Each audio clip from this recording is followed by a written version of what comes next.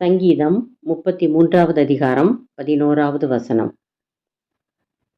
கர்த்தருடைய ஆலோசனை நித்திய காலமாகவும் அவருடைய இருதயத்தின் நினைவுகள் தலைமுறை தலைமுறையாகவும் நிற்கும். நாம் அநேக செயல்களை குறித்து ஆலோசனை செய்யலாம். அவைகள் பொருளாதாரத்தை ஆதாரமாக கொண்டதாக இருக்கலாம்.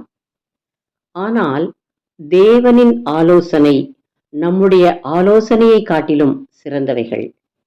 இயேசு இந்த உலகத்தில் வாழ்ந்த காலத்தில் அவர் மக்களை பார்த்து, நீங்கள் உலக காரியங்களை குறித்து கவலைப்படுகிறீர்கள், முதலாவது தேவனுடைய ராஜ்யத்தையும் அவருடைய நீதியையும் தேடுங்கள் என்றார்.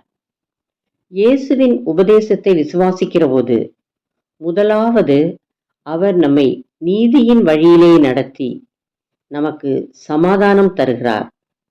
மேலும் இவ்வுலகின் நன்மையான யாவையும் நமக்கு கிடைக்கும்படி செய்கிறார். அதனால்தான் அவர் உன் வாழ்விற்கு நானே நல்ல மேய்ப்பன், நானே வழி என்று சொல்லியிருக்கிறார். அவருடைய ஆலோசனையின்படி செய்து அவர் காட்டும் வழியில் நாம் சென்றால் நிச்சயம் நாம் இவ்வுலகில் நிம்மதியாக வாழ முடியும். 1 பேதுரு 1வது அதிகாரம் 25வது வசனம். கர்த்தருடைய வசனமோ என்றென்றைக்கும் நிலைத்திருக்கும். உங்களுக்கு சுவிசேஷமாய் அறிவிக்கப்பட்டு வருகிற வசனம் இதுவே. இந்த நாளிலும் நாம் சுய ஆலோசனையின்படி வாழ்கிறோமா அல்லது தேவனுடைய ஆலோசனையின்படி வாழ்கிறோமா என்று நினைத்து பார்க்க வேண்டும்.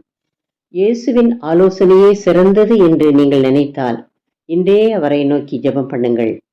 சங்கீதம் 16வது அதிகாரம் 7வது வசனம். எனக்கு ஆலோசனை தந்த கர்த்தரை துதிப்பேன், ராக்காலங்களிலும் என் உள்ளிந்திரியங்கள் என்னை உணர்த்தும். ஜெபம்.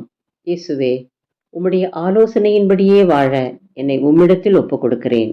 என் பாவங்களை மன்னித்து என்னை பரிசுத்தமாக்கும்.